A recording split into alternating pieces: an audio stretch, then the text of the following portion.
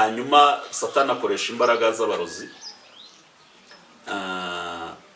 Umuntu aroga inyubako, umuntu aroga aho twagombaga gucyuriza ubukwe. Tuva mu gusaba no gukwa, tuva mu rusengero, tugeze aho twagombaga gucyuriza ubukwe, numva umugore ntawe ngishaka.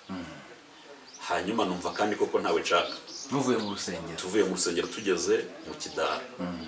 Uyu munsi dufite ingorane z'uko abantu bari gushakira ibisubizo byabo aho bitari. Si igitangaza ko amakimbirane wowe ufite wo nkurikiranye mu rugo rwawe yaba adaturutse ku mico mibi y'uwo mwashakanye, ahubwo aturutse ku babaruka. Si igitangaza kuko nawe nta gisobanuro wabona gitumye mushwana kugera ubwo mukorana divorce, umwe akaba ari mu cyumba cy'undi akaba ari mu kindi, gitumye wumva utakimukeneye cyangwa utakimushaka. Iyo ari muzima n'ubu ngubu yaba muzima, ahubwo aho uri gushakira igisubizo hari igihe yaba atariho kiri.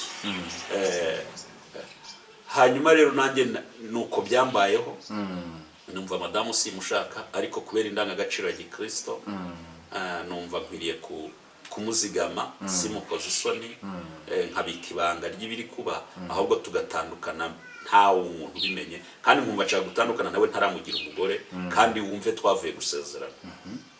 Hanyuma muri kwa kundi abantu babaganira mu umugeni n'umukwe cyangwa umusore n'inkumi, twebwe ibyo twaganiraga namubwiraga nti nyamuneka iwanyu ntibagusige kuko ndumva ntakigukeneye. Wakagira ngo ni story ni blague. Hanyuma wa mwuka w'abarozi ukomeza kuzamukira muri nge, numva ko kumugore si bimushaka, ariko nawe akabifata nka blague, akibaza ukuntu arasubira nayo ni wabo biranga. Rero ubukwe twarindiriye ko burangira, tugeze mu nyubako noneho dusanga ni ibindi bindi, ndushaho kumva ntamukeneye koko. Ndamubwira nti nakugira inama yo kurikira iwanyu, yo gusubira iwanyu ngo mugendane, ntiwabyemera, ariko nanjye ntundindire ko ndibukugira umugore, kuko sinshobora kukugira umugore kandi nakubwiye ko ntakigukunda. Nta mpamvu n'imwe yo kukugira umugore kandi ntazabana nawe. Abadukurikiranye bakuru ubwo bumvise icyo mvuze. Wewe uracyari umwana, sinamugira umugore kandi koko ngese nacyumvise ariko uzabona ndo umwana cyane wo gutumutsima.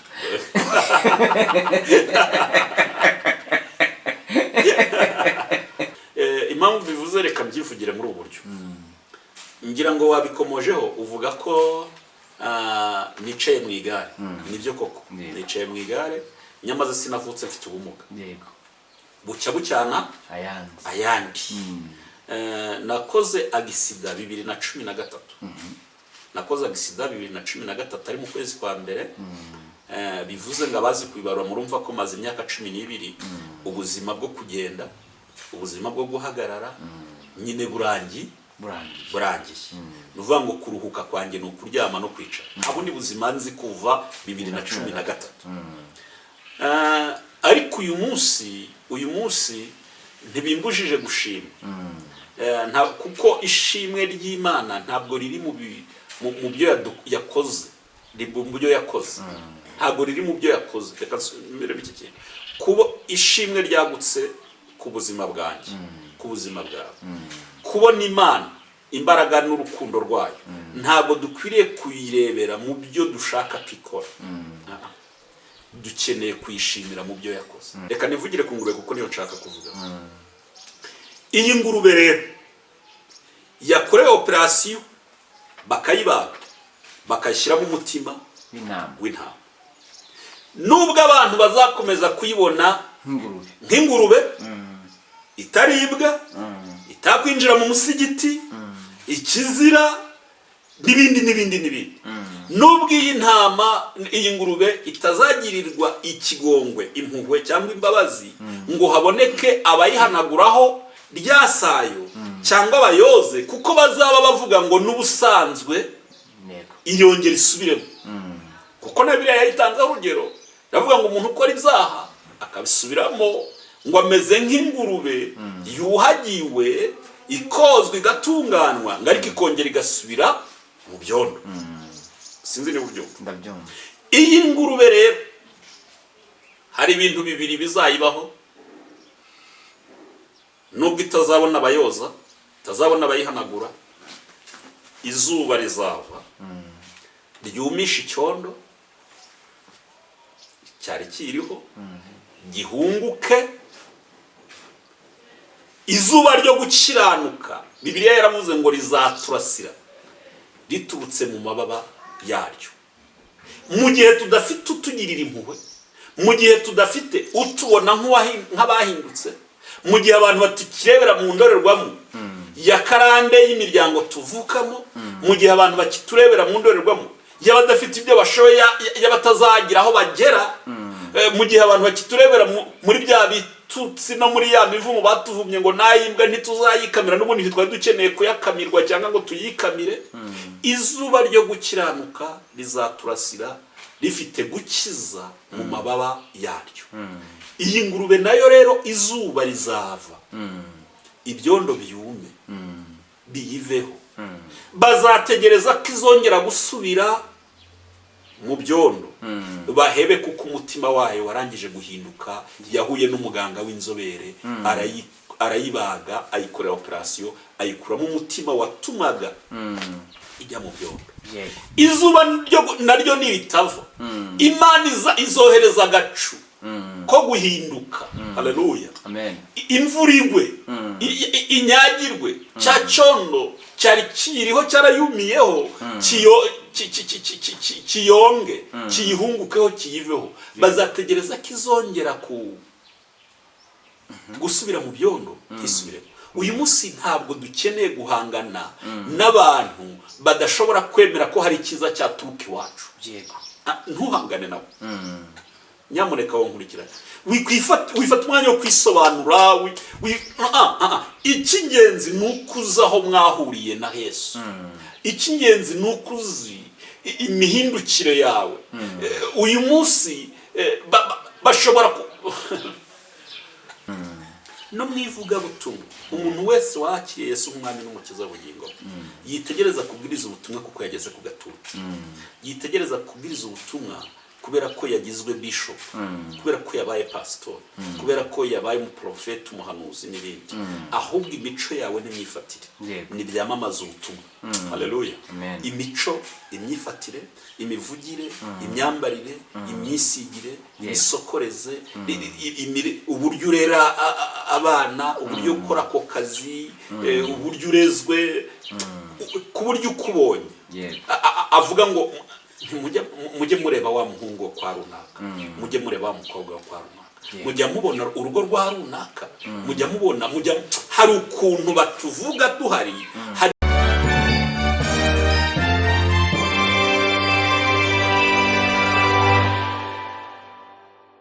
Muraho neza, uyu munsi ushobora kuba ufite miliyoni 2 kuri konti yawe ariko ukaba warabuze ahantu heza hizewe wagura ibibanza. Reka nkurangira ahantu heza kandi hizewe ku mutekano. Waba wifuza ibibanza, intebe zo mu nzu, utubati, firigo ndetse n'ibindi, tugane tugufashe ku giciro kandi gitoya cyane utasanga ahandi.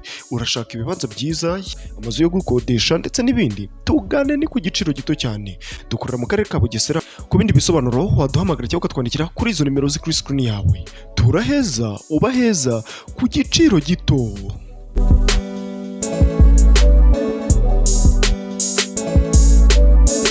Nuko batuvuga tudahari. Yes, reka nizere ko mumeze neza cyane, mugoye neza, mushima Imana. Batemeze neza by'umwihariko ku mpamvu z'ubuzima zitandukanye, isi niki dutwara nyine, mwihangane ariko musenge Nyagasani. Isi dutwaje igitugu, ariko witwaza igitugu ngira ngo nabari mu murongo Satani abashakamo. Muri mu murongo Imana imushakamo, ngira ngo nta bana n'igitugu, nta bana n'ubwo bukoroni bwa Satani. Senga Nyagasani rero kugira ngo izo nzira zose Satani agushakamo, ashaka kukubabarizamo, utandukane cyangwa se ucukubiri nazo. Kuri screen zacu twakiriye umuvandimwe, ngira ngo n'ubwa mbere mubonye kuri kamera zacu, ariko Imana nikomeza kudutiza ubuzima subwanyu mubonyeho. Tugwaye ikaze. Murakoze cyane. Ndabaramukije mu izina rya Yesu abadukurikiranye. kandi namwe ndabaramukije. Imana y'amahoro ikomeze kubana namwe mu izina rya Yesu. Amen. Ni Evangeliste Daniel Dusengumuremyi. Ndi umugabo ushima Imana. Yego. Ndi ubuhamya bugenda. Ndashimira Kristo ko aho batari irahari Imana kandi tubereye maso. Rero urakoze cyane mu magambo ugiye abadukurikiranye uti abari mu murongo Satani abashakaho muhumure, ariko ntibabayobora uburyo bakwiriye kuva muri izo nzira cyangwa muri icyo cyifuzo cya Satani. Nuko bakira Yesu nk'umwami n'umukiza akababera ubugingo, kuko ubugingo buboneye, ubuzima bufite intego buri muri Kristo Yesu. Amen. Rero uwari uruhijwe n'imitwaro yari yikorejwe n'isi n'uyu mubiri ndetse na Satani yere kwirirwa akomeza kuyigendana, kandi hari uwemeye kumuruhura akamwikorera iyo mitwaro. Yesu yatsindiye iryo soko, kuko yaravuze ngo abarushye n'abaremerewe bamusange abaruhure. Nyamuneka we wari urushye, wowe ugize amahirwe yo kutubona kuri izi kamera, Yesu niwe karuhura, niwe utajya ubura uko abigenza. Inshuti n'abavandimwe bashobora kubura icyo bakora ku buzima bwawe, ariko Kristo we ntajya abura uko abigenza, kandi ahari ku bwawe, ahari ku bwanjye, ahari ku bwacu. Ntawamwiringiye ukorwa n'isoni. Imana ibaha umugisha. Murakoze cyane. Yego, Imana iduhana umugisha n'abadukurikiye, kandi n'ibyo twavugaga iyo Satani turi mu nzira dushakamo umubabaro uradukanyaga pe cyane rwose. Ariko iyo wamaze gusobanukirwa ukegera Imana, ibibazo ntago bibura ku muntu wizera Imana, ibibazo ntago bibura ku muntu ukijijwe. Niyo ukijijwe urugamba nibwo ruba rutangiye burya cyane. Hatagira bibwira yuko gukizwa ari inzira y'uburuhukiro bw'iteka. Oyaye.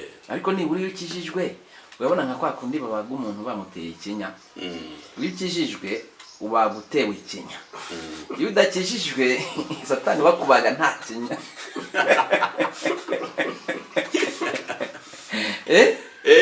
Siko bimeze. Abadukurikiranye barabizi. Ariko icyo nari nshatse kuvuga ni iki. Kubera ko twize nabi, abantu batwigishiriza mu bitangaza no mu bimenyetso by'ibihe, ariko ntibadusobanurira ko icyubahisha Imana ari uko ikinga ibintu byayo. Niba icyubahisha Imana ari uko ikinga ibintu byayo, si igitangaza ko yakinga ihereye iwanjye kwa Daniyeli, si igitangaza ko yakinga ihereye kwa Karebu, cyangwa no ku badukurikiranye. Bishatse kuvuga iki rero? Iyo yakinze ushobora gusonza abandi bahaza. Ivuze iki rero? Iyo yakinze ushobora kurwara uburwayi ntibuve mu rugo iwawe kandi abandi bari amahoro. Iyo yakinze ushobora kuba umushoferi kandi warize. Iyo wakinze ushobora kubura amahoro arambye kandi abandi bubatse imiryango ariko wowe ukagusenyukiraho. Uvuga ngo iyo yakinze nyine iba yakinze. Icyo nshimira umwami wacu Yesu nuko iyo yakinze aho wakomanga hariho hose ntago bakingura ngo bikunde, ariko niyo ikingura Bibiliya iravuga ngo ishyirira urugi imbere yacu rukinguye, kuko twashoboye kwitondera ijambo ryayo kandi turi abanyantege nkeya. Umuntu urakwiriye kugenzura niba mu ntege nke ze, niba mu bimugoye bye yubahishije izina ry'Imana. Kuko ikigeragezo ni ibigeragezo dusangira, ariko umusaraba wo ni kimwe mu bigeragezo biva ku Mana mu nyungu y'Imana. Hari ubwo rero ibyo waba urimo ari inyungu, ari umusaraba wawe mu kigeragezo kivuye ku Mana mu nyungu yayo.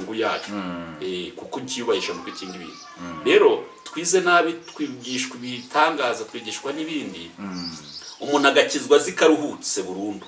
Reka da, ahubwo nyine nibwo winjiye mu rugamba, nibwo winjiye mu ntambara. Ni nayo mpamvu Yesu yasize atanze ihumure, akavuga ngo tukwiriye kunezerwa mu gihe tuguwe gituma n'ibitugerageza. Uretse ko uyu munsi ntarashobora gusobanurira ijambo nubwo nanjye ndivuga, kuko biragoye kumenya uburyo wabagira abavandimwe n'inshuti ugasereburira ibibazo n'intambara wahuye nabyo.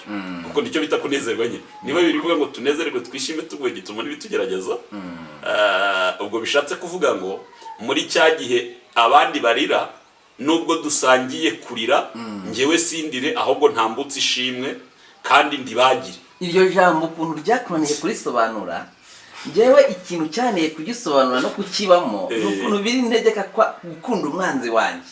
Ibyo byose nabishobora.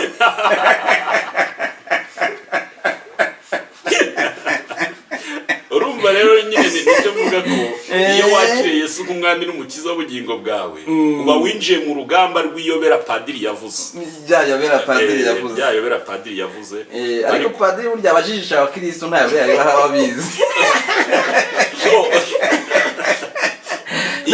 Iyobera riri hagati ya padiri n'abayoboke nuko ababwira ibyo atashobora. Nicyo bitiyobera ubundi. Kukubwira ngewe ibyo ntashobora bingana na rya somo Yesu yavuze ngo batwikoreza imitwaro batashobora gukozaho n'imitwe y'intoki. Rero ni nkawe yakavuze ati nubwo mbibabwiye nanjye ubwanjye mbizi ko ntabishobora. Icyakoze kuko mbihinduye iyobera iyo kubemeza ko mubikore nk'abazabishobora, ariko ngewe byarananiye. Ariko uramutse ubishoboye ntibyaba bikiri iyobera kuko uba ufite ukuri kw'ijambo ry'icyo uvuze. Ukuri kw'igisobanuro igisobanuro cy'ijambo uvuga. Nabonye umuntu akomeje kuryoherwa hano, ntabwo azi ko ndi mu buvugabutumwa mwiza cyane.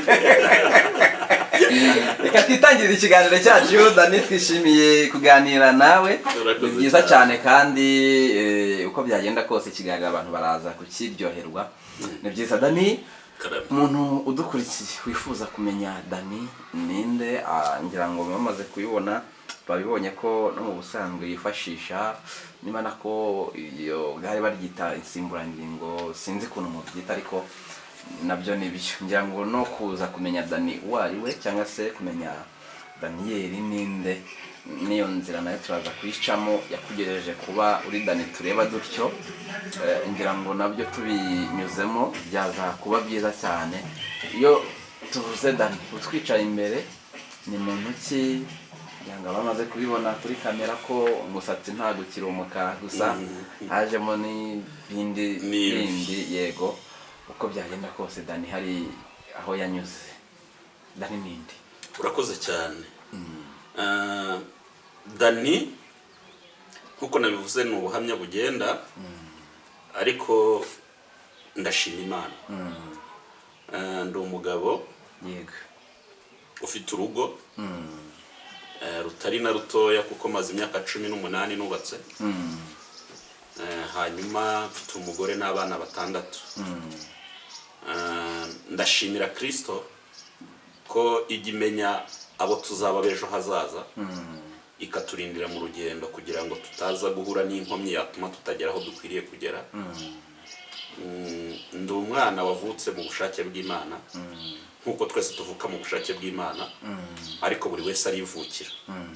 Buri wese arivukira, kabone nubwo zaba ari impanga zasangiye kuba mu nda, zigasangira urura, zigasangira mu masereka, zigasangira umunsi zivukaho, ariko buri wese burya aba yivukiye. Rero Dani iyo biza kuba kera nakagombye kuba nanjye ndi umwe mu banaziri. Nakagombye kuba nanjye ndi umwe mu banaziri b'Imana, kuko mbona mfite ibimenyetso byanjye bwite byakagombye kungira umunaziri. Kandi numva nyuzwe no kubyiyaturira no kubivuga, kuko mfite ibimenyetso by'imirimo y'Imana ku buzima bwanjye binyemeza yuko ndiho mu mugambi w'Imana nkawe nk'uko uriho mu mugambi w'Imana, ariko biruseho twahamagariwe, twatorewe bitandukanye. Bamwe yabahaye kuba, abandi baha kuba. Reka nsobanure impamvu mvuze iki kintu kugira ngo abantu batumva ko ari ukwishyira hejuru. Ndi umwana wavutse binyuranye n'uko abandi bavuka. Navutse mu mezi 16 ndi mu nda ya mama, mu gihe abandi bavukira amezi 9. Navutse mu mezi 16 nkiri mu nda. Kabiri, navukanye umusatsi n'imvi. Izi mvi ntabwo ari imvi z'ubukure, ntabwo ari imvi z'uko nyine ari iz'umuryango, kumwe bavuga ngo mu muryango zishobora kuba zirimo. Navutse 8 bafite kubibara babyumve. Umwana w'imyaka 40 cyangwa umugabo w'imyaka 40 ntabwo afite imvi zingana n'izo mfite. ntabwo ari uw'iki cyangwa ibindi nasizemo, ahubwo nimvukana. Njye navutse mfite umusatsi urimo n'imvi. Njya nkunda kubikurikirana nkumva ni bakeya, n'ababivuga ntiturahura ngo mbabaze ngo mwavutse ziri hehe. Ndashimira Imana rero ko yampaye ikimenyetso kitagibwa impaka kandi gitandukanye n'icy'abavukanyi banjye. Mu muryango wanjye mu bana tuvukana ni njye nyine wavutse mu bihe bigoye, mvuka nkererewe kuvuka, kigeretse kuri ibyo mvukana n'imvi. Icyo ni kimwe cyangwa se ni bibiri. Abadukurikiye ubwo baraza kuvuga ati izo mbi zame wari warakuriye mu nda bigasaza. Yego twakagera agaceho twakamege. Yego. Hanyuma Dani ndakura mu gihe cyo kwiga, kuko ubuhamya bwanjye ni burebure, ntabwo nakwisobanura ngo abantu bahite banyumva, ntabwo byakunda, ariko ndavuga kuri buri kantu gatoya kugira ngo umuntu anyumve nka Dani. Ndakura ngeraho niga nk'abandi, ariko ishuri rirananira kuryiga kubera igikomere cy'ibihe. Hari igihe tubamo, iyo uri mu gihe kitari cyawe, hari ibintu bitatu bidashobora gutandukana nawe. Icya mbere, wamburirwa uburenganzira aho wakabugiriye iyo uri mu gihe kitari cyawe. N'abadukurikiranye ndabizi neza, hari abadukurikiranye bari buhite bumva ko bari mu gihe kitari cyabo. Icyakoze reka mbahumurize ngira, kuba uri mu gihe kitari cyawe ntibisobanuye ko ejo hawe hadahari. Ntibisobanuye ko umugambi w'Imana wahagaze. Ntibisobanuye ko amaboko urimo nubwo akurusha imbaraga cyangwa ubushobozi, nta bundi buryo bwo kwigobotora iyo ngoyi. Haracyariho ubundi buryo. Imana ibasha kukuvunjira ikanyuranya ibihe, ukaba mu gihe cyawe. Ariko nari mvuze ku muntu uri mu gihe kitari iki, nuko yamburirwa uburenganzira aho yakabugiriye. Icya kabiri gikomeye, arenganwa n'uwakamurenganuye. Uranyumva neza nshuti yanjye? Yego. Icya gatatu nawe ubwo yitakariza icyizere. Rero ntabwo nagize amahirwe yo kwiga kubera ibyo bintu bitatu. Nari mburiye uburenganzira aho nakabugiriye, nari ndenganijwe n'uwakandenganuye, birangangira nanjye nitakarije icyizere, kwiga bihita binaniye. Ntabwo nize, ariko sindi n'umuswa, kuko ijuru ritwigisha kuruta uko abantu babasha kutwigisha. Ubumenyi burakwiriye, ariko niyo byanze Kristo ashyiraho ubundi buryo bwo kugira ngo abantu babeho. Rero kubera ko nakuze nambuwe uburenganzira, ndenganijwe, byatumye nanjye nitakariza icyizere. Mbaho numva ko nta mwana w'umugore ukwiriye gusangira n'umwana w'umugabo cyangwa ngo bigane. Hanyuma ayo mateka y'ibikomere agatuma ngenzura abo twigana.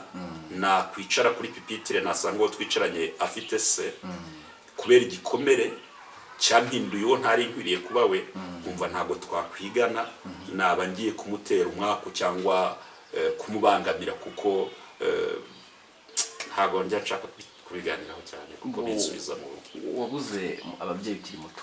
Nabuze ababyeyi, nabuze umubyeyi umwe, ariko kubera amateka y'ibihe twe dusigara noneho duhindutse abana b'inyoni, abana b'umugore batazabaho. Kugera ubwo ibyanteye igikomere kurushaho, ni umunsi twari dufite ubutisimu. Mukuru wanjye afite ubutisimu, hanyuma tujya gutira ibikombe byo kudufasha gucyuza ibirori. Hari ibikombe bya kera byitwaga ibikombe bya Kigozi. Sinzi niba utaraza kumbana umwana mu kiganiro ntubimenye, ariko ndabisobanura. Hari ibikombe byitwaga bya Kigozi, byabaga bifite imihiro. Noneho ntibyagiraga imikondo, nyine byabaga ari ibikombe byitwaga Kigozi. Abadukurikiranye baraza kubimenya.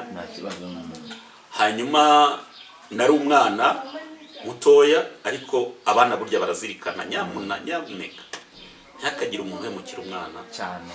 Umwana ni igisobanuro umuntu atabasha gufata umunsi umwe cyangwa ibiri ngo asobanure imbaraga ziri mu mwana. Umwana ni umutware, umwana ni umwami, umwana ntiyibagirwa. Noneho twebwe twakwibagirwa, ariko icyakomerekeje umwana ntabwo kimuva mu mutwe.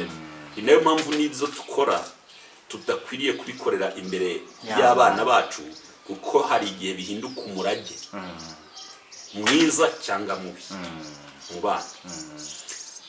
Hanyuma tujya gutira ibi bikoresho nk'uko n'uyu munsi gutira ari ibisanzwe umuco, yego.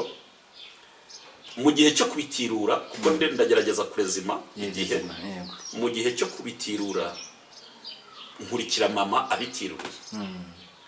Noneho tukigera aho yari abitiruye, nyir'urugo dusanga arahari, ariko icyangaragariye ni uko tubitizwa mama yabihawe nyir'urugo adahari. Nivuga nyir'urugo ndaba mvuze umugabo. Yahise ahagarika mama, amuhamagara mu izina rye ati mbwira ibyo ufite mu ntoki ni ibiki? Ati hagarara aho ugeze. Mama arahagarara, amusobanurira ko nyine ari ibikoresho byatiwe, yaratiruye kubera ubutisimu bwari buhari. Umugabo mbona ahindutse igikoko, mbona ahindutse inyamaswa. Ahamagara umugore we nawe mu mazina ati sohoka umbwire, wabitinyutse urabihangara,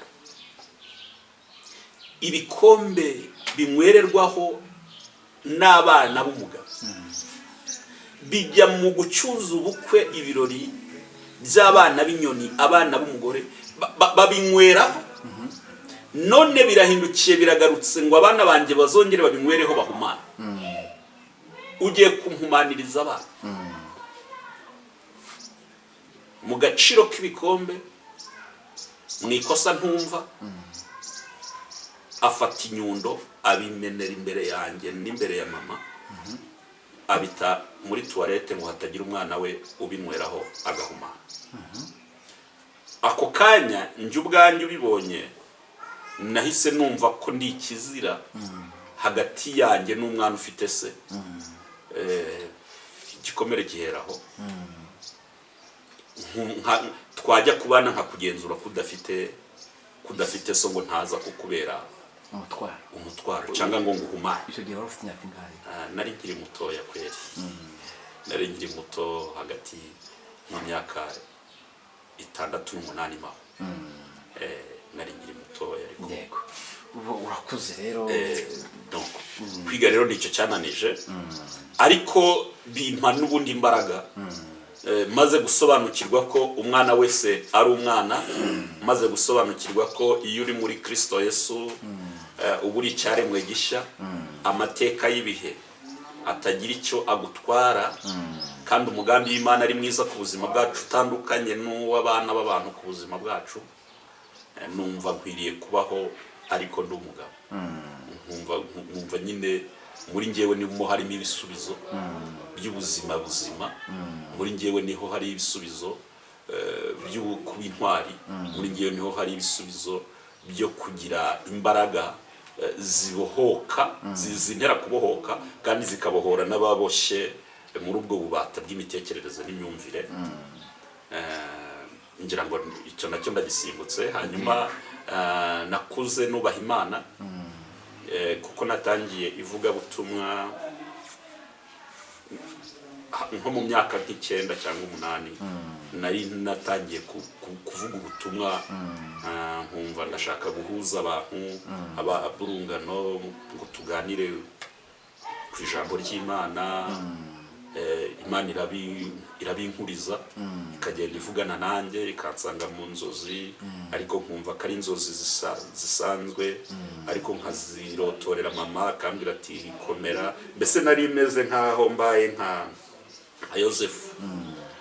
Mama akagerageza kunsobanurira uko abishoboye. Birangira rero marayika w'Imana asanze ku giti cyanjye, hanyuma anyigisha ibyo nari nkwiriye kwiga. Mbona ubuzima bushya ariko buri muri Kristo Yesu. 2007 nibwo nimariye. Ubwo ndi kugira ngo nyine umbonye bwa mbere, kuko ubuhamya bwanjye bwaratanzwe cyane, ariko ndi kugira ngo abambonye bwa mbere nyine mubashe kumva Daniel mu nshamake. Hanyuma 2007 nibwo nimariye, nabwo ngeragerezwa mu isezerano. njya kwimariya nagize ibihe byo gusenga bitandukanye n'ibihe by'abandi. Numvaga ntakeneye kurambagiza mu marangamutima, dore ko nari maze kumenya no gusobanukirwa impamvu zikwiriye zishobora gutuma umuntu akeneye kubaka urugo. Ni impamvu z'umuntu ku giti cye. Niyo mpamvu wawimbajije ngo niki kintu gushaka. Rwose buriya ntuza kunyemerera ndaza kubikubaza ubimbwire impamvu.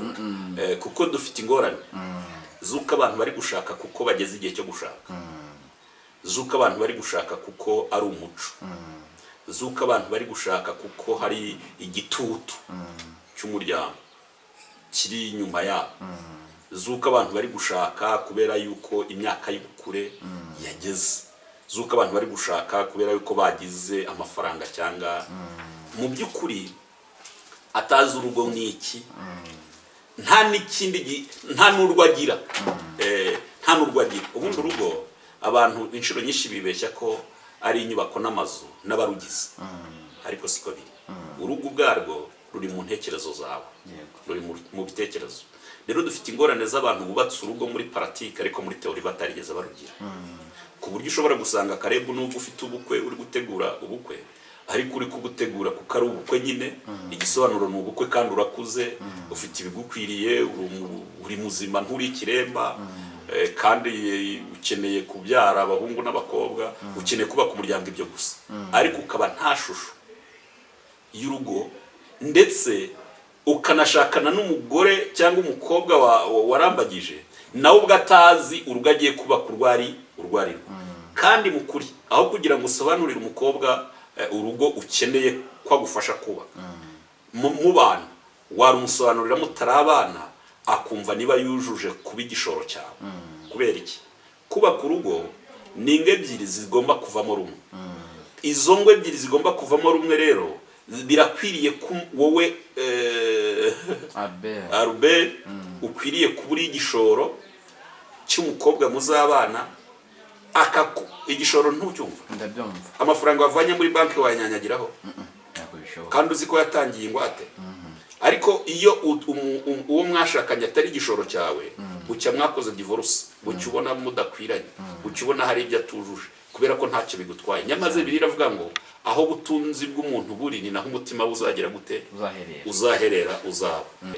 Ni nayo mpamvu nyine rwa rugo utazaruha agaciro kuko ntuza akamaro ka mugenzi wawe muri rwo.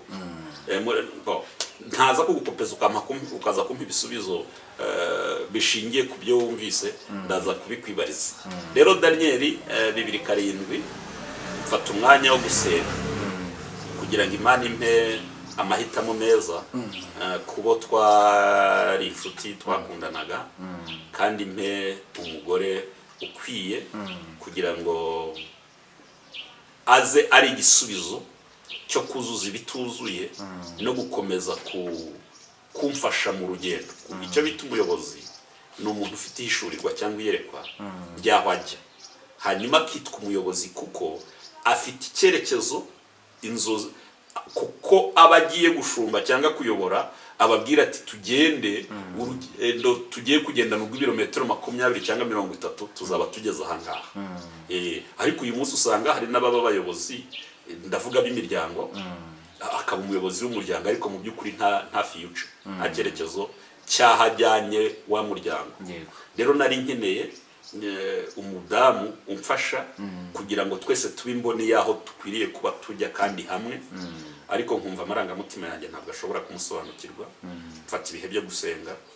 Niba nawe warasenze Imana iguhishurire kurushaho, kandi niba utarasenze nyamuneka usenge kugira ngo Imana ibireme bushya, kuko Yesu yazanwa no gukuraho ibya mbere kugira ngo akomeze ibya kabiri. Uyu munsi birashoboka ko ibitaragira ishusho Imana yabiha ishusho. Uyu munsi birashoboka ko ubuzima bwawe budafite icyerekezo, ariko bwacya mu gitondo Imana igatanga icyerekezo cyane. Ndasenga rero ngirana n'Imana ibimenyetso nkwiriye gushingiraho kugira ngo menye neza niba umudamu ari uwanjye kweri koko nkwiriye gusaba nkakwa tukabana nk'umugore n'umugabo. Narabibonye ibimenyetso 5 ku umukobwa mushaka mbizi karuwanjye ndimo ndihuta mbishaka mbizi karuwanjye ariko icyo bita kugeragerezwa mu isezerano uyu munsi abantu ntibashaka kugeragerezwa mu isezerano niyo tubivuze abantu ntibatwumva nk'abari bakwiriye kubivuga kugira ngo bibe umuti ushaririye no gushaririye ariko uwomore abageragerejwe mu masezerano ndavuga oya wishyize hanze ntabwo ari ukwiye kubivuga ese buriya ku kigo wabivuze bwa ubuzima bwawe bugira prive icyo Imana yakoze ku buzima bwanjye icyo Imana yakoze ku buzima bwawe byakagombye kuba igisobanuro cy'ubuzima ku bandi kubera ko ngewe nshobora kubabazwa umubabaro w'abandi nshobora kugira ikibazo nkakigira mu nyungu z'abandi bantu kugira ngo ufite umutima w'ubwenge anyigireho avuga ati nshingiye kuri ibi nabonye cyangwa numvise birashoboka ko nta Imana itakura umuntu cyangwa se birashoboka ko kwihangana gushobora gutuma ubutsinzi buboneka nageragejwe mu isezerano mu gushaka umugore rero ku mpamvu z'abarozi hanyuma nasabye umukobwa mbizi karuwanjye mfite ibimenyetso bitandukanye n'inzozi z'ibitekerezo ntabwo byari ibimenyetso by'inzozi z'ibitekerezo ni inzozi zihishurira ni iyerekwa rizima nzi neza hanyuma Satani akoresha imbaraga z'abarozi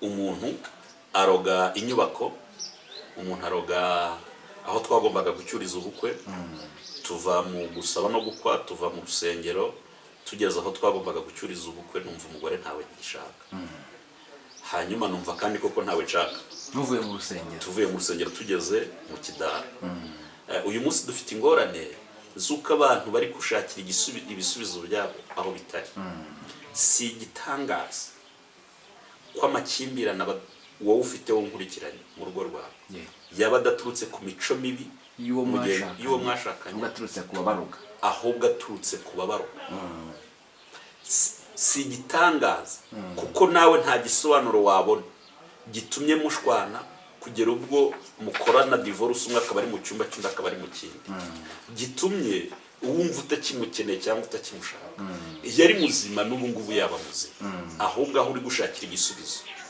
hari igihe yaba atariho kiri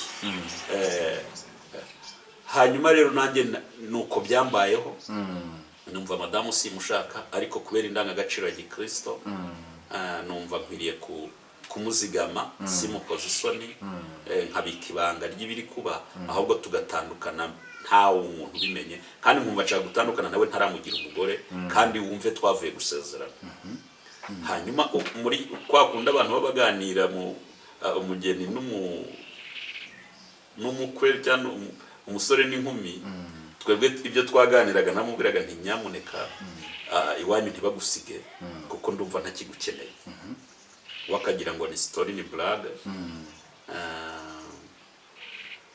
hanyuma wa mwuka w'abarozi ukomeza kuzamukira muri nge numva ko kumugore simushaka ariko nawe akabifata nka blague akibaza ukuntu arasubira nayo ni wabo biranga rero ubukwe twarindiriye ko burangira tugeze mu nyubako noneho dusanga ni ibindi bindi ndushaho kumva ntamukeneye koko ndamubwira nti nakugira inama yo gukurikira iwanyu yo gusubira iwanyu ngo mugendane ntiwabyemera ariko nanjye ntundindire ko ndibukugira umugore kuko sinshobora kukugira umugore kandi nakubwiye ko ntakigukunda nta mpamvu n'imwe yo kukugira umugore kandi hazabana nawe abadukurikiranye bakuru ubwo bumvise icyo mvuze weho uracyari umwana sinamugira umugore kandi koko ngese nacyumvise ariko uzorona ndo umwana cyane wo gutuma umutsima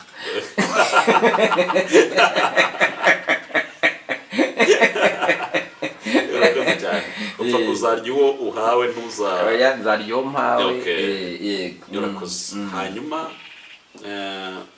tubana mu buzima bugoranye ariko nyuma marayika w'Imana aransanga ampishurira anyereka uko umurozi yabikoze uko umurozi yabikoze, hanyuma Kristo yongera agarura amahoro hagati yanjye n'umugore.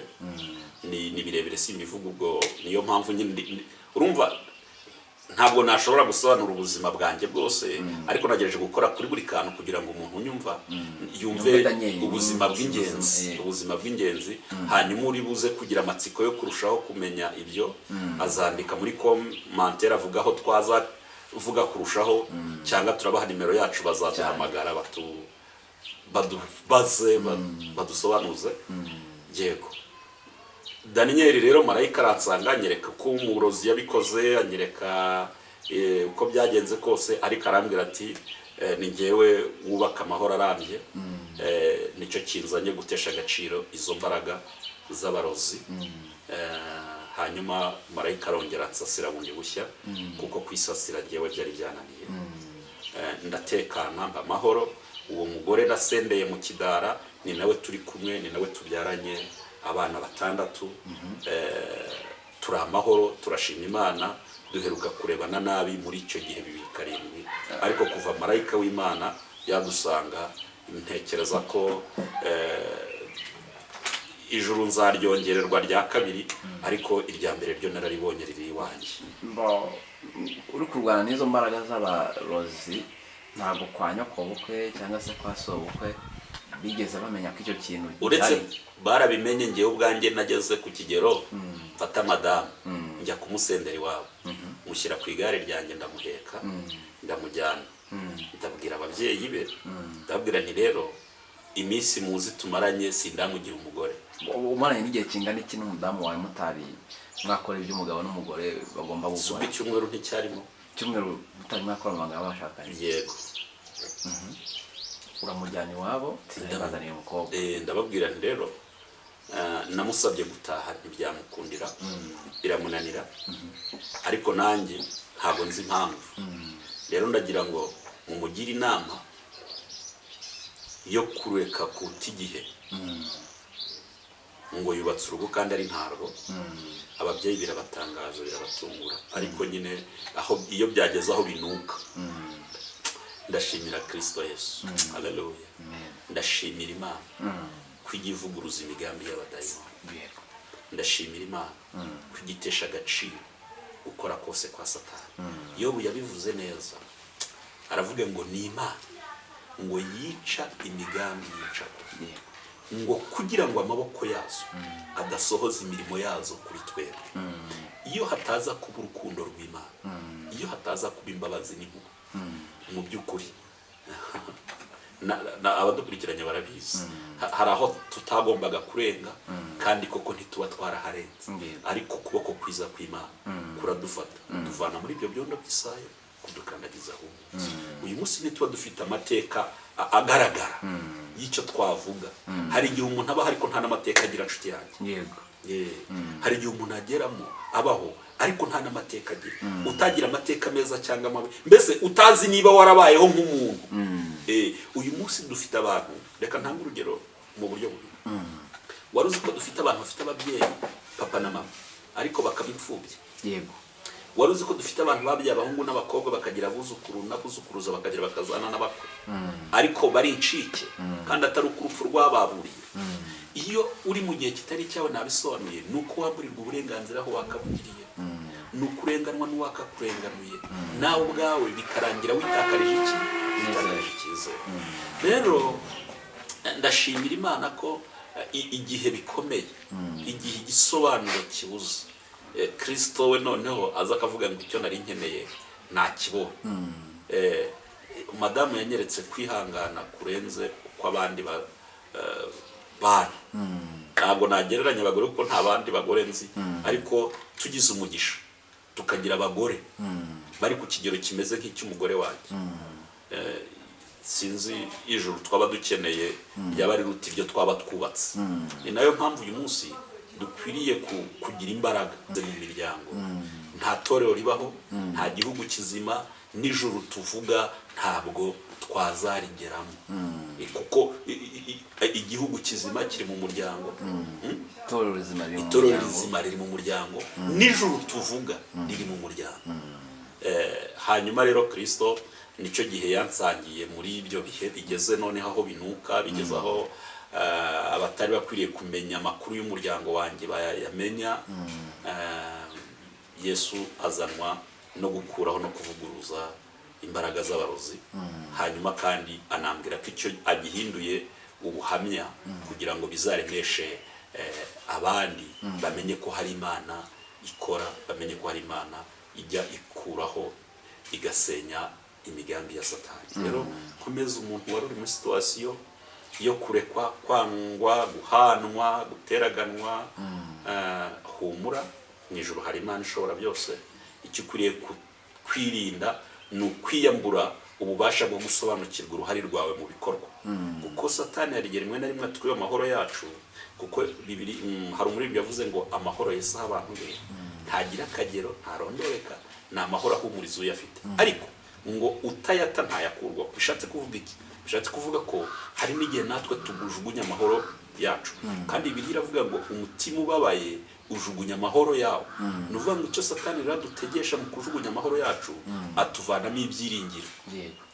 Kandi iyo warangije gutakaza ibyiringiro uba usohoweho na rya jambo rivuga ngo bafite amaso ntibarora, bafite amatwi ntibumva, nyine uba ugaragara nk'intumbi. Ni ukuvuga ngo muri twebwe abari muri Kristo Yesu ntitubaho mu buryo bw'umubiri, ahubwo tubaho mu buryo bw'umwuka. Kandi uburyo bw'umwuka tubaho mu buryo bw'umwuka ubuzima bwacu aba ari ukwizera. Ni ukuvuga ngo uko umubiri weshwaho no guhumeka, ni nako ubuzima bwo muri Kristo Yesu umwuka wo guhumeka ari ukwizera.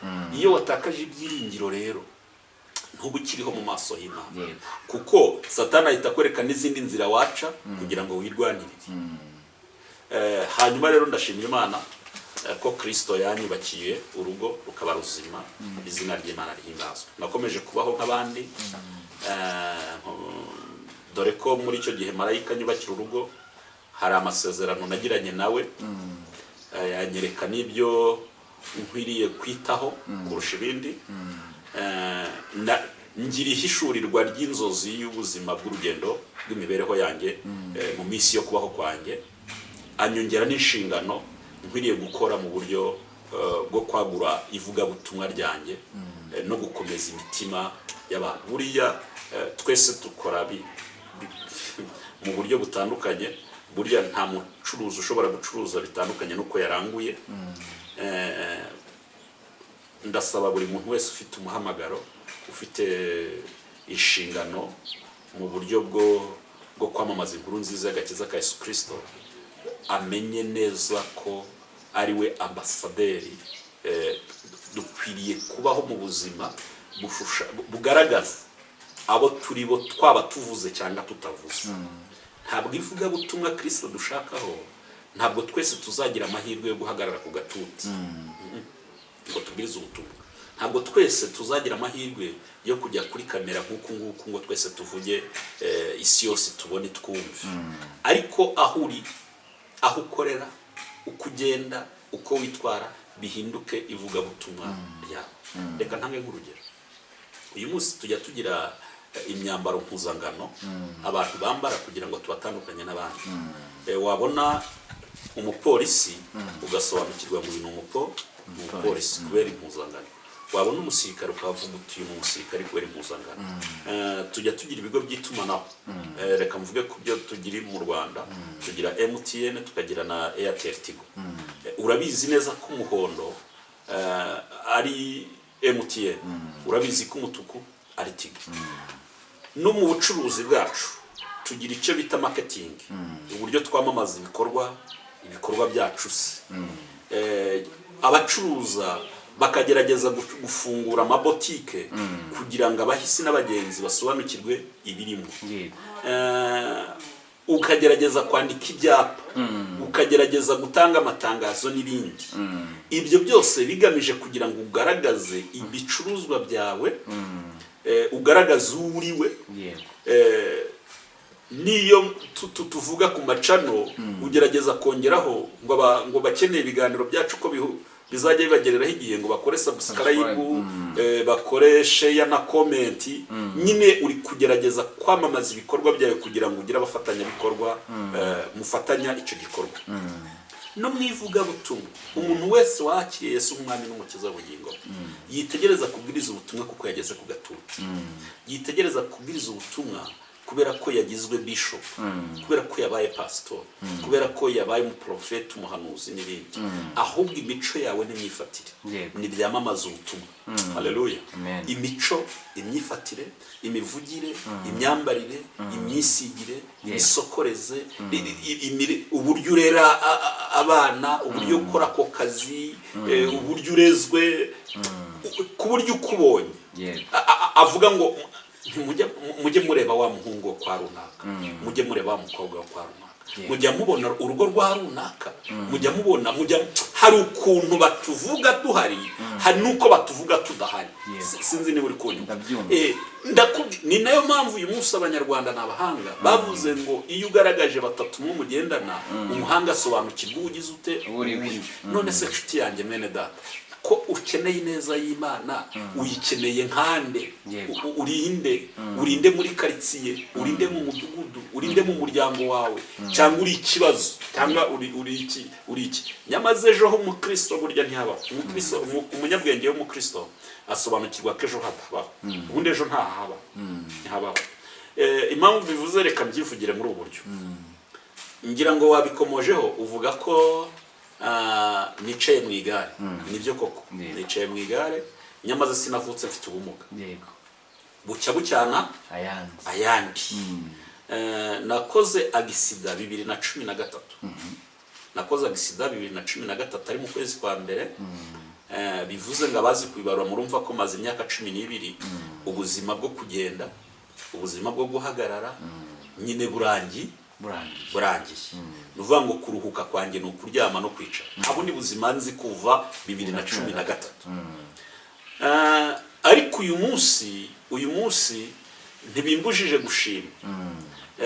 Kuko ishimwe ry'Imana ntabwo riri mu byo yakoze, mu byo yakoze. Ntabwo riri mu byo yakoze. Reka mbere biki kintu.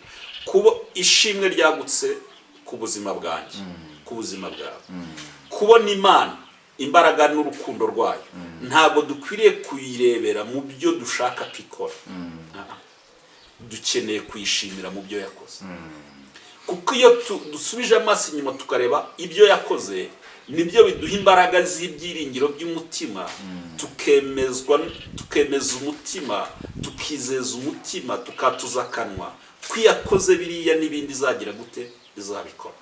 Ariko uyu munsi abantu barashaka ibitangaza.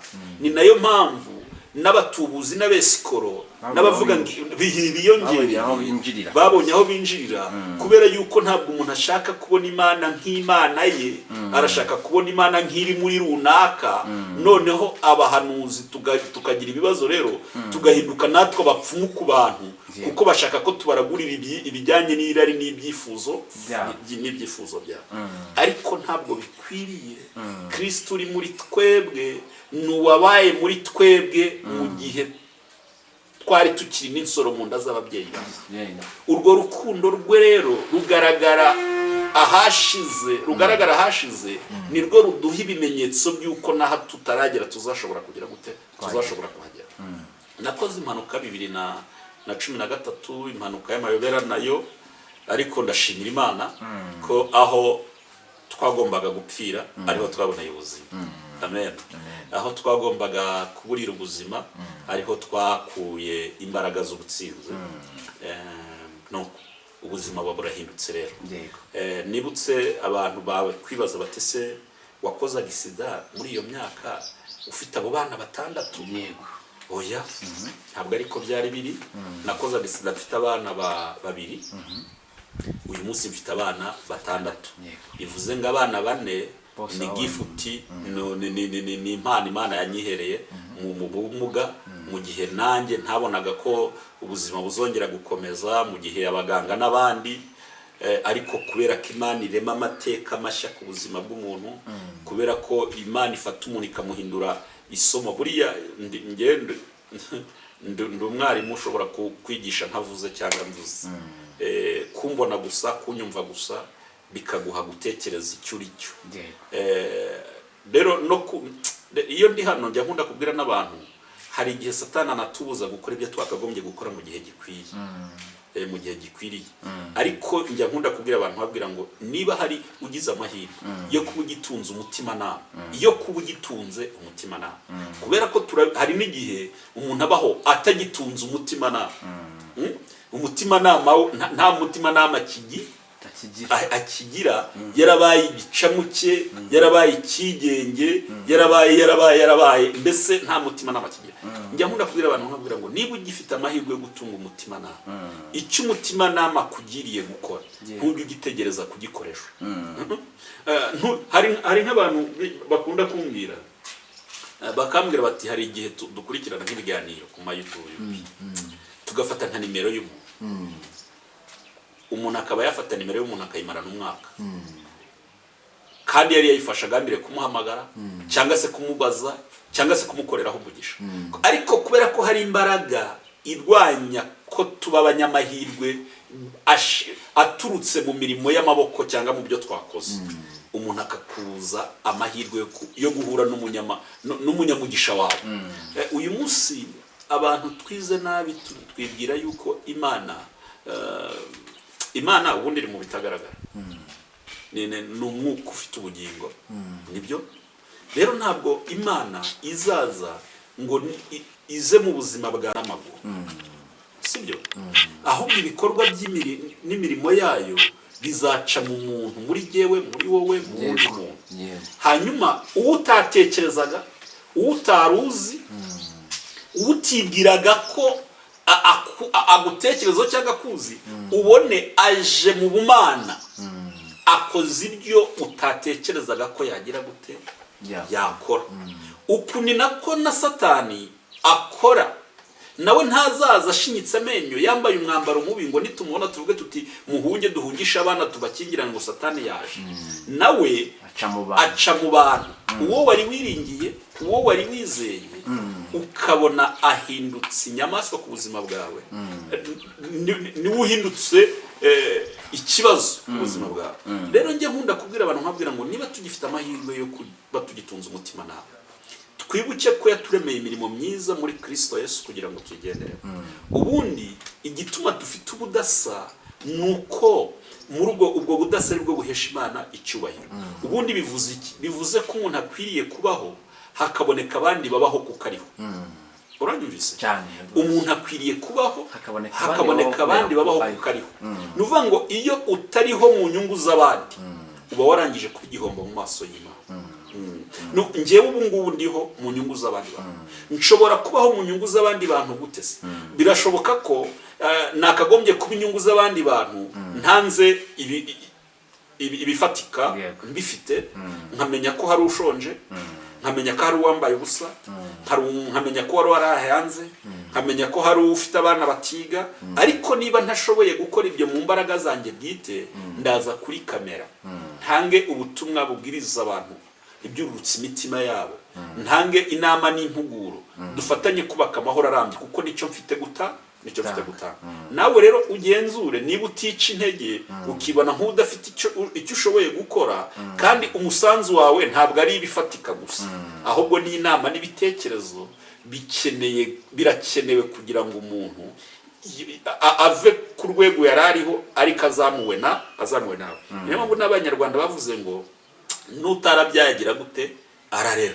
Ntabwo turera kuko twabyaye, ahubwo iyo wamaze gusobanukirwa kuriho mu nyungu z'abandi, uhangana no gukora icyo Mwuka w'Imana ari wowe twise umutima nama aguhase gukora. Ntutekereze gukora ejo ntihabaho. Tugiye gukora impanuka wayikoreye mu modoka? Nayikoreye kuri moto. Nayikoreye kuri moto, ni moto nagendagaho. Moto njya nkunda kubwira abantu nkabwira ngo ibyo twebwe turirira niwo mu rugo w'abandi. Ubu uramutse ugize nk'amahirwe yo gukorwa ku maso, Imana ikagusobanurira urugo ugiye kubaka, ntigusobanuririza abandi, ntiwigire kuza abandi, ahubwo ikakwereka urugo rwawe mu myaka 3 cyangwa 4 ushobora kurukomeza cyangwa ukaruhagarika cyane rwose, sibyo? Ariko mu bumana bwayo itwima ibyo kugira ngo nabyo nyine twinjire mu ishuri dukwiriye kwigiramo. No vuga ngo tukiriho tugihumeka duhora mu masomo, ariko hari abemera kwiga, hari n'abatemera kugira gute, hari n'abatemera kwiga. Icyakoze ntibashobora guhakana ko atari abanyeshuri. Ushobora kutiga bikazagaragazwa nuko wagize uburangare na biroti indangamanota, ariko gukuraho igihe cyo kuba uri umunyeshuri cyo isi ntizemera kubigukuriraho. Byanze bikunze, wabyemera utabyemera, uri umunyeshuri mu isi, wige cyangwa urorere, indangamanota niyo izakwerekeza, izagaragaza niba waremeye kwiga cyangwa warabyanze. Icyakoze kuba umunyeshuri ho, urwego waba uriho urwo ari rwo rwose, emera icara wige. Icyakoze nkwifurije kugira intsinzi, kandi intsinzi ni ukumenya guhangana, ni ukumenya gusobanukirwa, gutandukanya ibihe n'iminsi, ukamenya ko ejo hawe hatariho, ukagerageza gukora ibyo gukiranuka, kuko ibanga ryiza ry'ubutsinzi ni ugukura ibishimwa mu bigawa. Kuko iyo wagize ubwo bushobozi bwo gukora ibishimwa mu bigawa, uba wabaye inshuti y'Imana. Daniel kari mugari, ntabwo nashobora kumuvuga Daniel, reka ngarukira aho ngaho, kuko ndi mugari cyane, ndi ubuhamya bugenda, reka ngarukira aho ngaho. Sinzi niba hari ikindi wambaza. Muri bwa buzima rero yego wanyuzemo bw'ubwo burozi, waje gusubira inyuma urisobanura, uhabwa imbabazi n'umudamu, uhabwa imbabazi n'umuryango wakomoyemo umugeni. Yego, barakumva, bumva ko hari izindi mbaraga zari zibyihishemo, cyangwa nabo batinze kwakira icyo kintu? ni ukuvuga ngo iyo uhindutse, icyambere ubu amateka yakurangaga aba ikimenyetso cy'imihindukire. Ngewe ubu ndamutse nari umunyangeso mbi ngahinduka, reka nguhe urugero rwiza, njya nkunda gutanga ingero kugira ngo bifashe abantu. Ingurube urayizi? Ingurube ndayizi. N'intama urayizi? Okay, Imana iguhe umugisha. Ku izi nyamaswa, aya matungo mvuze, haramutse habonetse umuganga umwansiyaliste, niko babita b'inzobere, yego, abaganga b'inzobere, agafata, ndashaka no kuganira n'abantu bakireberwa mu ndorerwamo y'ahashize habo, uyu munsi bakaba batanakwemerwa nk'abantu, bakaba bakomeje kuburira ijambo aho bakarigiriye. Uranyumvise? Haramutse habonetse umuganga w'umwansiyaliste cyangwa se w'inzobere, agafata intama n'ingurube byose akabibaga, agafata umutima w'intama akawukuramo ukiri muzima, akawushyira mu ngurube, akongera agafunga, uyu mutima w'intama ukagira ubushobozi bwo gukorera mu kibiri cy'ingurube, n'uyu mutima w'ingurube akawukuramo akawushyira mu ntama, intama igakora ibyo n'iby'ingurube bikora. Yes. Ikintu kizaba ni iki?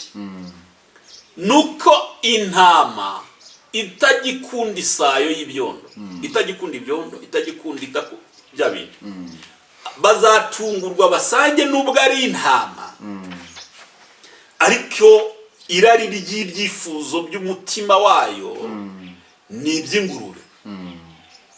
Izaca ikiziriko n'igicaho kugira ngo ijye kona imyumbati ya rubanda cyangwa se ijye gushaka urwuri, izirukangira mu biziba yigaragure, kubera yuko umutima uri muri yo ni inguru, ni inguru. Reka nivugire ku ngurube kuko niyo nshaka kuvuga. Iyi ngurube rero yakorewe operasiyo, bakayibaga, bakayishyiramo umutima w'intama. Nubwo abantu bazakomeza kuyibona nk'ingurube itaribwa, itakwinjira mu musigiti, ikizira, n'ibindi, nubwo iyi ntama, iyi ngurube itazagirirwa ikigongwe, impuhwe cyangwa imbabazi, ngo haboneke abayihanaguraho ryasayo cyangwa abayoze, kuko bazaba bavuga ngo n'ubusanzwe iyongera isubiremo, kuko na Bibiliya yayitanzeho urugero, ndavuga ngo umuntu ukora ibyaha akabisubiramo ngo ameze nk'ingurube yuhagiwe ikozwe igatunganwa ngo ariko ikongera igasubira mu byondo. Sinzi niba ubyumva. Ndabyumva. Iyi ngurube rero hari ibintu bibiri bizayibaho, nubwo itazabona abayoza, itazabona abayihanagura, izuba rizava ryumisha icyondo cyari kiriho gihunguke, izuba ryo gukiranuka Bibiliya yaravuze ngo rizaturasira riturutse mu mababa yaryo. Mu gihe tudafite utugirira impuhwe, mu gihe tudafite utubona nk'abahindutse, mu gihe abantu batukirebera mu ndorerwamo ya karande y'imiryango tuvukamo, mu gihe abantu bakiturebera mu ndorerwamo y'abadafite ibyo bashoboye, y'abatazagira aho bagera, mu gihe abantu bakiturebera muri bya bitutsi no muri ya mivumo batuvumye ngo nayimbwa ntituzayikamira, n'ubundi ntitwari dukeneye kuyakamirwa cyangwa ngo tuyikamire. Izuba ryo gukiranuka rizaturasira rifite gukiza mu mababa yaryo. Iyi ngurube nayo rero izuba rizava, ibyondo byume biyiveho, bazategereza ko izongera gusubira mu byondo, bahebe kuko umutima wayo warangije guhinduka, yahuye n'umuganga w'inzobere arayibaga, ayikorera operasiyo, ayikuramo umutima watumaga ijya mu byondo. Izuba naryo niritava, Imana izohereza agacu ko guhinduka. Haleluya. Amen. Imvura igwe, inyagirwe, cya cyondo cyari kiriho cyarayumiyeho, kiyonge, kiyihungukeho, kiyiveho. Bazategereza ko izongera gusubira mu byondo, kisubiremo. Uyu munsi ntabwo dukeneye guhangana n'abantu badashobora kwemera ko hari icyiza cyaturuka iwacu. Ntuhangane nabo, nyamuneka wonkurikirane. Wifata umwanya wo kwisobanura. Icy'ingenzi ni uko uzi aho mwahuriye na Yesu. Icy'ingenzi ni uko uzi imihindukire yawe. Uyu munsi bashobora rero reka nigarukire, ubwo nyine biba bije bityo. Dufite impamvu, dufite ibikomere by'abantu bakiturebera mu ndorerwamo yuko bashaka, ariko sigaho kurebera umuntu mu ndorerwamo, kuko iyo igihe cye cy'Imana kigeze ku buzima bw'umuntu amateka arahinduka cyane. Rero warubajije neza, urabaza uti se muri ibyo bihe wagize imbaraga n'ubutwari bwo gusubira inyuma uganiriza ababyeyi uti icyateraga ibi cyari iki? Ubwabyo amateka arivugira. Niba utari wagizwe umugore abaye umugore, niba utari wagahawe amahirwe y'ubuzima cyangwa se gutegerwa amatwi, ategewe amatwi, ubwabyo igisobanuro gihita kiboneka. Uretse ko kuko iryo ubwo buhamya butari ubwo kwicarana, ntabwo twaza gutangira ubuhamya kuri kamera tutahereye mu miryango, tutahereye mu baturanyi, tutahereye mu bavandimwe. Nicyo tuba dushimira Imana, nuko abatari ubuhamya bw'ubutirano. Buriya umuntu utira ubuhamya, sinzi ariko ko babutiranye, numva ngo ubuhamya ngo abantu ngo bahimba, narandika bakora script, bakabyandika ukabihimba, ariko ukabihimbira aho udatuye. Ngende ikavukire aho navukiye ni naho gituye. Rero biragoye cyane gufata amateka atari ayawe ngo uyahuze naho utuye kandi ari naho uvukira. Sinzi ko wabona naho usohokera, kuko abantu bajya bavuga ati dore wa mwese ukuntu wamuteka mutwe n'ibindi, simbizi. Rero tuvuga ibifatika ku buzima bwacu, kandi tukabivugira hagati na aho ngaho twagiriye ubuzima bubi, aho twaruhiye, aho niho Kristo yadusanze aranarahadutabara. Rero madamu wanjye nanamukoye bwa kabiri kugira ngo ngusubize neza ubyumve. Nyuma tumaze kwakira amahoro, kwakira ihumure, nasabye Imana imbaraga zo kugira ngo yongere impe kugarurira umugore wanjye icyubahiro atabonye, kugira ngo yongere impe imbaraga zo kongera guha madamu wanjye kwa kwezi kwa buke atabonye, ndongera ntegura iyindi nkwano, nteguza ababyeyi kuzongera kujya gukwa, njya gukwa noneho bwa kabiri, noneho mfite ibifatika nkwiriye kuvuga, kuko koko uwo nkwa namubonye mu mpano y'Imana. Kuko iyo ntaza kumubona mu mpano y'Imana, no muri icyo gihe twageragezwaga n'izo mbaraga shimike z'abarozi, yakagombye kuba yarasubiye iwabo, kuko ntibari bakennye, ntibari bashonje, yakagombye kuba yarantaye akagenda akavuga ati singiye kuba indushyi, ariko kuko hari icyo Imana idufatiye ari cyiza cyane, bituma nyine umuntu agira imbaraga z'umutima zimutera kwihanganira ibimugerageje, kandi na Yesu yarabivuze ngo hahirwa uwihanganira ibimugerageza, kuko namara kwemerwa azambikwa ikamba ry'ubugingo. Rero Imana ishimwe ko mu kwihanganira ibyatugerageje yanatwambitse ikamba, ntamenye izina ryaryo, ariko uyu munsi nakubwiye ngo ijuru rya mbere turarifite iwacu. Ijuru rya mbere turarifite iwacu. Iyo twariye turanezererwa, n'iyo tutariye tumenya ko tutariye, ariko nta wundi ubigizemo uruhari, uretse ko nyine umugambi w'Imana ni mwiza kuri twe. Hari icyo Imana yavuganye natwe, yavuze ko kubaho kwacu atari twebwe bireba, ubwo twari tumaze gukora impanuka, kandi koko si twebwe bireba. Unambajije uburyo mbayeho cyangwa tubayeho, ntabwo nabona igisobanuro, ntabwo nabona ibisobanuro, ariko Imana iri muri wowe, iri mu badukurikiranye, iri mu bazatwumva. Rero ikorera muri abo ngabo, buri muntu wese akamenya icyo akwiriye gukora ku muryango wanjye, kugira ngo umwana yige, kugira ngo natwe tubone ibyo kurya. Kandi n'uyu munsi hari abo turi bunaronke, utekereza yuko turi mu biganiro nk'uku nguku, Imana idafite umugambi mwiza ku bari bucyumve. Hari abarakorwa nzabikubwira, nkajya kubona nkabona bohereje akawunga, bohereje umuceri, bohereje itungo. Rero iyo Imana ivuze ngo baho, ubaho, ntabwo amateka ashobora guhagarika cyangwa kuvuguruza umugambi w'Imana. Rero narabisobanuye, mbwira ababyeyi dushima Imana. Nanateguye iteraniro ryo gushima Imana, nyuma ntegura iteraniro, ndisaba abashumba bararimpa, nakoresheje n'umunsi mukuru mu iteraniro ryitwa gushima Imana k'umuryango wanjye. Dushima Imana, turongera ducyuza ibirori n'ubukwe, kugira ngo bwa buhamya nyine bwere kuba ubuhamya buri aho, ahubwo bigira imbaraga zo kugira ngo bwubake imiryango, niteganya kuba imiryango. Kandi ntekereza ko n'ubu hari uwo twubatse, ngira ngo igisubizo hari, sinzi niba unyuzwe. Yego, reka turekere aha. Murakoze cyane. Nshimire abadukurikiye, nawe mushimire by'umwihariko ku mwanya waduhaye n'ikiganiro utanze. Kandi nizere ko ababyumvise batasiga ibiganiro gutya gusa, mujye mugerageza mwumve ikiganiro, ariko mwumve n'inyigisho tuba twavuzemo, kuko ziba zirimo. Kunda kudushinja gukora ibiganiro bibi niyo dukoze ibyiza nubwo mutabireba, ariko tuba twagerageje uko dushobojwe. Hanyuma rero reka tugushimire, ariko dusoza ikiganiro reka tugusabe uduhe nimero yawe. Murakoze cyane. Telefone yanjye ni 0788 22 70 39. Ikindi iyo unyandikiye ndagusubiza, iyo umpamagaye ndakwitaba, keretse mpuse cyangwa se ntari bugufi bwa telefone.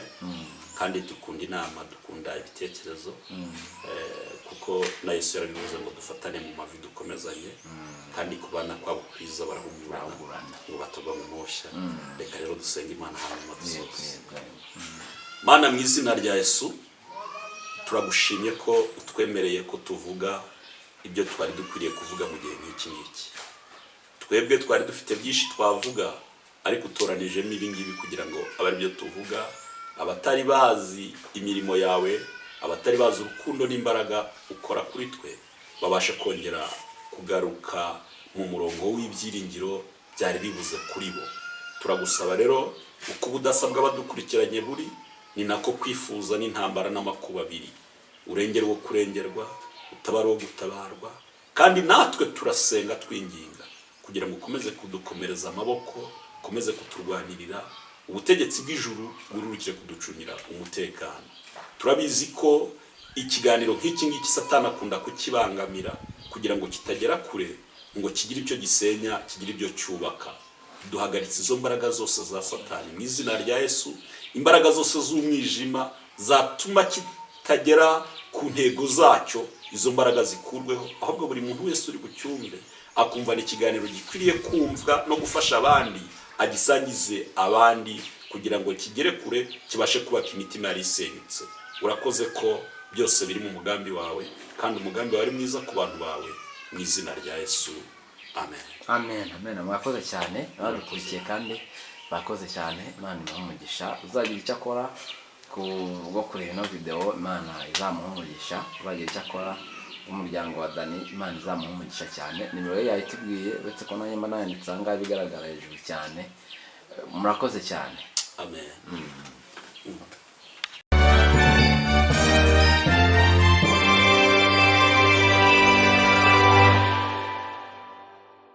Muraho neza, uyu munsi ushobora kuba ufite miliyoni 2 kuri konti yawe ariko ukaba warabuze ahantu heza hizewe wagura ibibanza. Reka nkurangira ahantu heza kandi hizewe ku mutekano. Waba wifuza ibibanza, intebe zo mu nzu, utubati, firigo ndetse n'ibindi, tugane tugufashe ku giciro kandi gitoya cyane utasanga ahandi.